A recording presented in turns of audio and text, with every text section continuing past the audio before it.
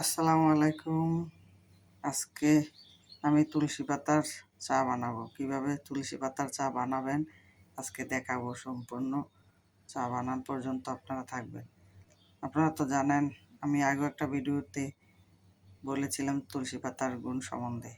তুলসী পাতা শরীরের অনেক উপকার করে। সর্দি, ঠান্ডা, কাশি, গায়ে গায়ে জ্বর থাকলে ভালো হয়ে যায়।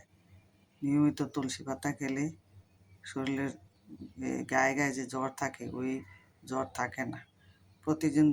প্রতিদিন আপনি যদি 3-4 কাপ তুলসী পাতা খেতে পারেন চা বানিয়ে, তাহলে আপনার ঠান্ডা, জ্বর, কাশ থাকবে না। তাছাড়া ক্যান্সারের ঝুঁকিও কিন্তু কমায় তুলসী পাতা। তাহলে এইভাবে যদি আপনারা নিয়মিত সেবন করেন অনেক উপকার পাবেন। আজকে কিভাবে তুলসী পাতা চা বানাবো, আপনারা কিভাবে তুলসী পাতার চা বানাবেন সেটা দেখাবো। আমার সাথেই থাকুন। দেখেন, আমি চুলা জ্বালিয়ে দিলাম আর 1 কাপ পানি এইভাবে হাঁড়িতে দিয়ে দিলাম। আপনারা এইভাবে 1 কাপ পানি দিয়ে একটু পানিটা ফুটাবেন। পানিটা ফুটে আসলে তারপরে আমরা এই তুলসী পাতা দেবো, সাথে একটু ঘি দেবো। 1 চামচ ঘি, এক চিমটা লবণ আপনি দিতে পারেন, দিয়ে খাবেন। যাদের ডায়াবেটিস তারা কিন্তু আপনি চিনি খাবেন না, কারণ একটু হালকা লবণ দিয়ে আপনি খাবেন। কারণ চিনি ডায়াবেটিসের জন্য অনেক ক্ষতিকর। এজন্য চিনিটা না খেয়ে আপনি একটু লবণ দিয়ে খাবেন। একটু লবণ দেন, একটু ঘি দেন, সাথে 1 চিমটি, এভাবে 1 চিমটি লবণ দিতে পারেন। স্বাদ অনুযায়ী আপনি একটু লবণ দেন।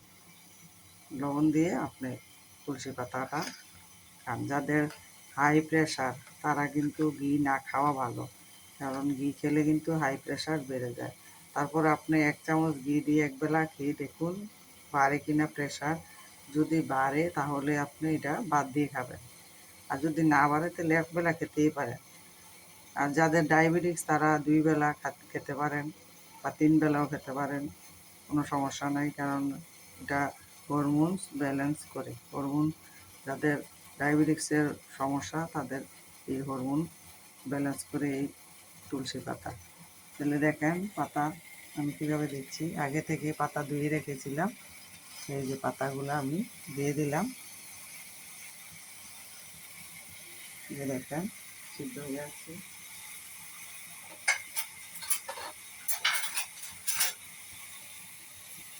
বেশিক্ষণ সিদ্ধ করবেন না, যাতে পাতাটা সবুজ থাকে। পাতার রঙটা যেন সবুজ থাকে, পানিটা যেন সবুজ হয়ে যায়। এই পাতার চাটা কিন্তু আপনি 1 বার না 2 বার খেতে পারেন।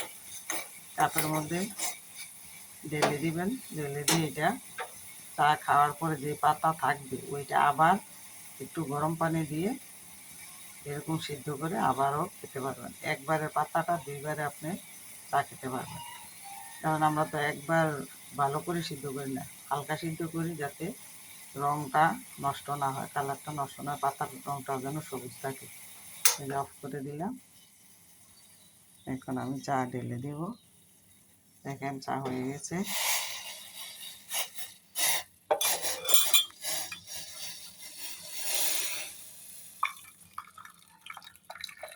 পাতা সহ এভাবে ঢেলে দেবেন।